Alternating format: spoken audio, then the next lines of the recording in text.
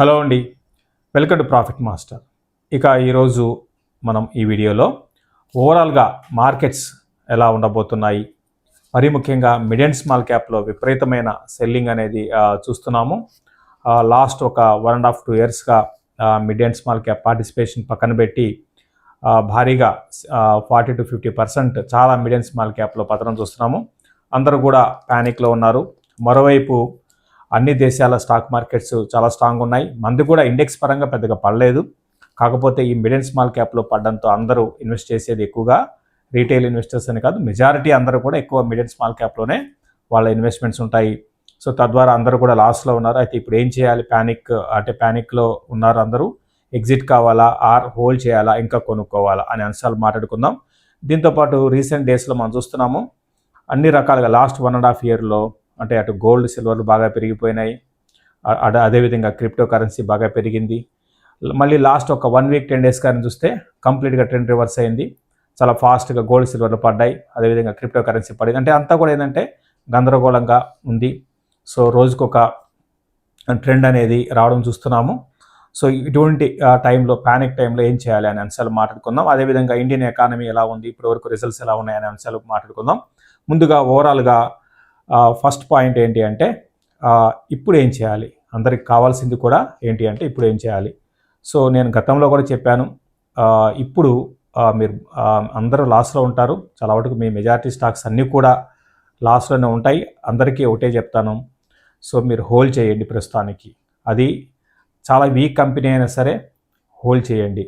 ఎందుకంటే మార్కెట్స్ ఇది చాలా బాటంలో ఉన్నాయి. అంటే మార్కెట్స్ కాదు, మిడ్ అండ్ స్మాల్ క్యాప్ ఇక విపరీతమైన సెల్లింగ్లో ఉన్నాయి. ఇంకా కొంచెం పడచ్చేమో, కానీ ఇక్కడ నుంచి ఏంటి అంటే ఓవరాల్గా నెక్స్ట్ ఒక 1 మంత్ 1.5 మంత్లో స్లోగా నేను కూడా మిడ్ అండ్ స్మాల్ క్యాప్లో కూడా ర్యాలీ అనేది మనం ఎక్స్పెక్ట్ చేయొచ్చు. ఇదంతా కూడా ట్రెండ్ ఎలా ఉంటుందంటే స్టాక్ మార్కెట్స్ అనే కాదు, ఓవరాల్గా ఈ ఫ్యూచర్స్లో మార్కెట్స్ ఇవన్నీ కూడా ఎలా ఉంటాయంటే పెరుగుతూ ఉంటే పెరుగుతూనే ఉంటాయి, పడుతూ ఉంటే పడుతూనే ఉంటాయి. ఏదో ఒక టైంలో పడుతున్న టైంలో ఏదో ఒక టైంలో బ్రేక్ పడుతుంది, అంటే పడ్డం అనేది ఆగిపోతుంది. సో ఫర్ ఎగ్జాంపుల్ మీకు చెప్పాలి అంటే అదేవిధంగా పెరుగుతున్న వాటి కూడా ఏదో టైంలో బ్రేక్ పడి కిందకు వస్తాయి. ఫర్ ఎగ్జాంపుల్ చెప్పాలంటే గోల్డ్ సిల్వర్ లాస్ట్ 1.5 ఇయర్గా వస్తున్న ర్యాలీ అనేది రీసెంట్గా లాస్ట్ ఒక 10 డేస్ బ్యాక్ మనకి ర్యాలీ అనేది ఆగిపోయిందనమాట. సో ఇక మనకి లాస్ట్ వీడియోలో కూడా చెప్పడం జరిగింది, గోల్డ్ సిల్వర్లో మీరు ఎవరన్నా ఉంటే ప్రాఫిట్ తీసుకోండి, ర్యాలీస్లో ఎగ్జిట్ కమ్మని చెప్పాము. సో అది చెప్పిన ఒక 1 వీక్ 10 డేస్ కల్లా ట్రెండ్ అనేది రివర్స్ అయిపోయి ఇప్పుడు కానీ గమనిస్తే సిల్వరు దగ్గర 4 లక్షల దాకా వెళ్ళిన సిల్వర్ ఇప్పుడు 2,49,000 ఇండియన్ మార్కెట్ అంటే ఎంసీఎక్స్ అంటాము, ఎంసీఎక్స్లో రేట్లు నేను చెప్తున్నాను.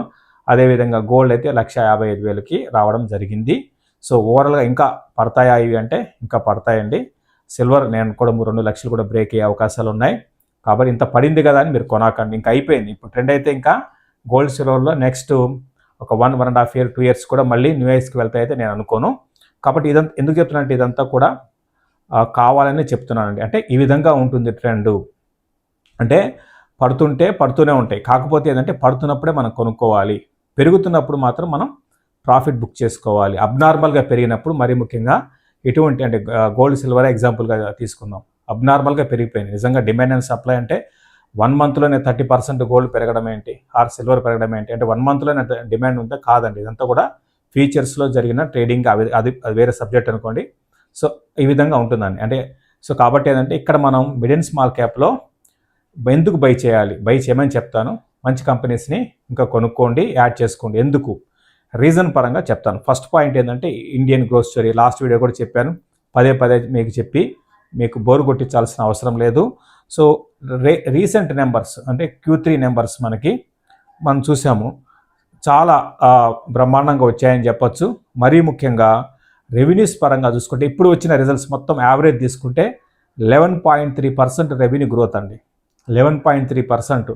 ఇంకా ఎంతకన్నా మనకు కావాల్సింది ఏంటి. అదేవిధంగా ప్రాఫిట్లో కానీ గమనిస్తే 10.2% ప్రాఫిట్ ఉందన్నమాట. అంటే బ్రహ్మాండంగా ఉన్నాయి రిజల్ట్స్. అంటే నేను ఒక కంపెనీ 2 కంపెనీ కాదు, ఒక సెక్టర్ 2 సెక్టర్లు కాదు, అన్నీ కలుపుకుంటే వచ్చే యావరేజ్ చెప్తున్నాను. ఇది మనకి ఇక్కడ మనం తగ్గామనుకోండి, అంటే ఎర్నింగ్స్ బాగాలేకపోతే, ఫండమెంటల్స్ వీక్ అయితే, ఎకానమీ వెనక వెళ్తుంటే అప్పుడు మనం భయపడి ఎగ్జిట్ కావాలి. అటువంటి కండిషన్ ఇప్పుడు ప్రస్తుతానికి లేదు. రీసెంట్ నెంబర్స్ మీరు చూశారు, గ్లోబల్గా అన్ని దేశాల గ్రోత్లో మనం ఇండియా ముందుంది. లాస్ట్ వీడియోలో కూడా చెప్పాను. దీంతోపాటు మీకు ఫర్ ఎగ్జాంపుల్ ఇంకోటి కూడా చెప్తాను, డెట్ టు జీడిపి రేషియో అంటాం. సో అది కానీ గమనిస్తే హైయెస్ట్ వరల్డ్లో మనకి జపాన్కి ఉందండి, 237% ఉంది. 237% డెట్ టు జీడిపి రేషియో అంటాము. అది చాలా, అంటే అసలు జపాన్ అనేది ఇక క్రైసిస్లో ఉంది అనుకోవాలన్నమాట, అంటే అప్పు పరంగా. అయినా కూడా జపాన్ మార్కెట్లు 25లో 45% పెరిగాయి. దాని తర్వాత అంటే కొన్ని నేను చెప్తున్నాను, మిగతా చిన్న కంట్రీస్ నేను చెప్పలేదు. దాని తర్వాత యూఎస్ కానీ గమనిస్తే 124% ఉంది డెట్ టు జీడిపి రేషియో. అదే మన ఇండియా కానీ గమనిస్తే 81.5 ఉందన్నమాట. కాబట్టి మనం కంఫర్టబుల్ జోన్లో ఉన్నాము.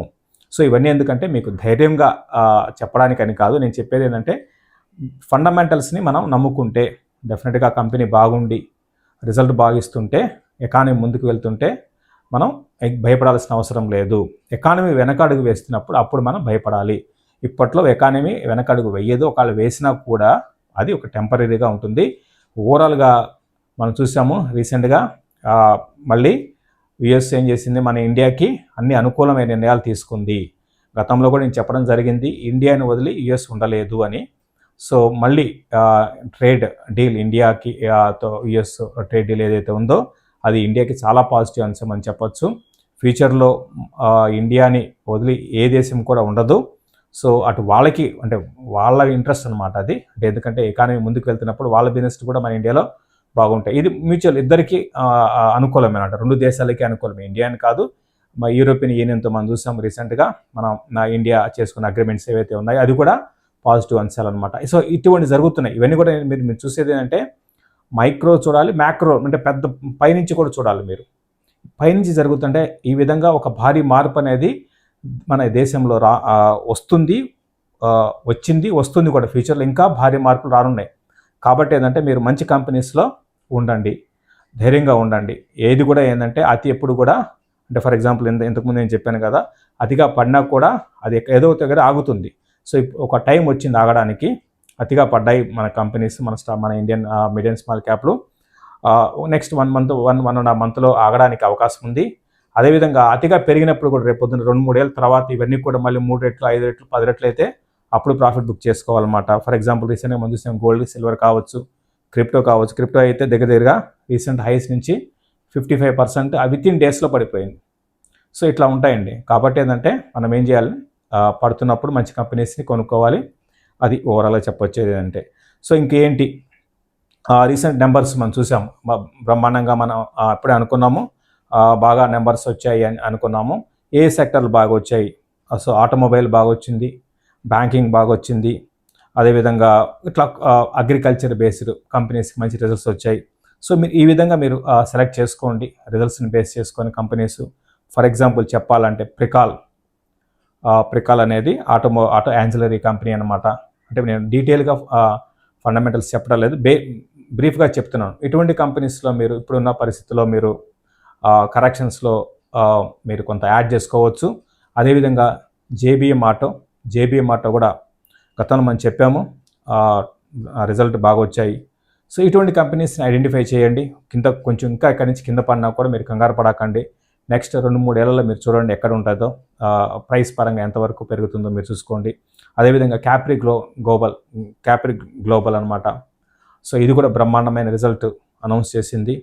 సో అద్భుతంగా ఉన్నాయి రిజల్ట్ అయితే. ఇది స్టాక్ అయితే 173 రూపీస్ అనమాట. రీసెంట్గా 190, అక్కడి నుంచి లాస్ట్ క్వార్టర్లో 190 ఉండేది. ఈ క్వార్టర్కి వచ్చేటప్పటికి లాస్ట్ క్వార్టర్ బాగుంది, లాస్ట్ క్వార్టర్ కన్నా ఈ క్వార్టర్ ఇంకా బాగుంది, 170కి వచ్చింది. దీన్ని అక్యుములేట్ చేసుకోండి. ఇటువంటి స్టాక్స్ అనమాట. ఇవన్నీ కూడా మీకు ఎక్కడి నుంచి గోల్డ్, సిల్వర్లు ఏ విధంగా పెరిగాయో అట్లా ఇవి పెరగడానికి అవకాశాలు ఉన్నాయి. అంటే జేబీఎం కాదు, ఇప్పుడు క్యాప్రీ గ్లోబల్లో అటువంటి ఆపర్చునిటీ మనకి రావచ్చండి. ఇంకోటి యథార్థ హాస్పిటల్స్ కూడా ఇక్కడ నుంచి మీకు బ్రహ్మాండంగా పెరగడానికి అవకాశం ఉంది. రిజల్ట్స్ కూడా మరీ ముఖ్యంగా టాప్ లైన్ అంటే రెవెన్యూస్ పరంగా బ్రహ్మాండమైన గ్రోత్ యథార్థ హాస్పిటల్లో మనం చూసాం. సో ఈ విధంగా అటు సెక్టర్ని అంచనా వేసుకొని ఆ సెక్టర్కి ఏ సెక్టర్కి బాగుంటుంది మంచి ఇప్పుడు మనం మాట్లాడుకున్న స్టాక్స్ అన్ని కూడా అన్నీ మంచి ఈ సెక్టర్ పరంగా చూసుకుంటే ఆటోమొబైల్కి బ్రహ్మాండంగా ఉంటుంది. మరి ముఖ్యంగా జేబీఎం అనేది ఈవీ బస్సెస్ అనమాట. ఇండియాలో హైయెస్ట్ పర్సంటేజ్ పరంగా వీళ్ళకే ఉంది ఈవీ బస్సెస్లో. అదేవిధంగా క్యాప్రీ గ్లోబల్ విషయానికి వస్తే ఎన్బిఎఫ్సి అనమాట. అద్భుతమైన ఎన్బిఎఫ్సిలో చాలా స్ట్రాంగ్ ముందుకు వెళ్తుంది. అదేవిధంగా యథార్థ హాస్పిటల్ అయితే మొన్నటి వరకు కొంత వీక్గా ఉన్నా కూడా అంటే మార్జిన్స్ కొంచెం ప్రెషర్ ఉన్నా కూడా ఇప్పుడు మళ్ళీ టాప్ లైన్ బాగా పుంజుకుంది. సో ఇక్కడ నుంచి కొంచెం మార్జిన్స్ పెరిగే అవకాశాలు ఉన్నాయి. ఇట్లా ఈ విధంగా అనలైజ్ చేసుకొని మీరు ఇన్వెస్ట్ చేసుకోండి. అదేవిధంగా మనం చెప్పిన స్టాక్స్ అన్నిటి కూడా హోల్డ్ చేయండి ప్రస్తుతానికి. సో మన వీడియోస్ చూస్తూ ఉండండి. మళ్ళీ అంటే ఈ టైం ఎగ్జిట్ కావాల్సిన టైం కాదండి, ఎందుకంటే ఇక్కడ నుంచి కొంచెం ఆగితే అన్నీ కూడా అట్లీస్ట్ 20-25% పెరిగే అవకాశాలు ఉంటాయి. ఓవరాల్గా ఇది ఈ వీడియోలో. అందరూ కూడా కొంచెం ధైర్యంగా ఉండండి. మంచి కంపెనీస్ని ఐడెంటిఫై చేసి ఇన్వెస్ట్ చేసుకోవడానికి ప్రయత్నం చేయండి. ఆల్రెడీ ఇంతకుముందు మీరు మంచి కంపెనీస్ ఆల్రెడీ ఇన్వెస్ట్ చేస్తుంటే అవి కూడా పడిపోయి ఉంటాయి. వాటిలో రిజల్ట్ చూసుకొని యావరేజ్ కూడా చేసుకోండి. అది కూడా 3 to 4 ఇయర్సే. ఇక్కడ నుంచి మన మార్కెట్స్ పెరగడానికి అవకాశం ఉంది. ఇంకొక రీజన్ కూడా చెప్తాను. ఎఫ్ఐఎస్ కానీ గమనిస్తే లాస్ట్ 6 monthsలో 187,000 కోట్లు అమ్మారండి. సో ఇప్పుడు హిస్టారిక్ లోలో ఉంది మన ఇండియాలో వాళ్ళ హోల్డింగ్స్. కాబట్టి ఫ్యూచర్లో అక్కడి నుంచి కూడా మనకి పెద్ద అంటే వాళ్ళు ఆల్రెడీ వెళ్ళిపోవాల్సిన వాళ్ళు వెళ్ళిపోయారు కాబట్టి మరీ హెవీ సెల్లింగ్ అయితే ఉండదు. ఫర్ ఎగ్జాంపుల్ ఈ మంత్ ప్రస్తుతానికైతే పాజిటివ్గా 2,500 కోట్లు ప్రస్తుతానికి పాజిటివ్ నెట్ బయర్స్ కొన్నారు. సో ఇదే కొనసాగితే మిడ్ అండ్ స్మాల్ క్యాప్లో ఒక పెద్ద ర్యాలీకి మీరు సిద్ధంగా ఉండండి. ర్యాలీ అయితే వస్తుంది, మీరు దానికి సిద్ధంగా ఉండండి. ఇది ఈ వీడియో. మళ్ళీ ఇంకొక వీడియోలో కలుద్దాం. Thank you.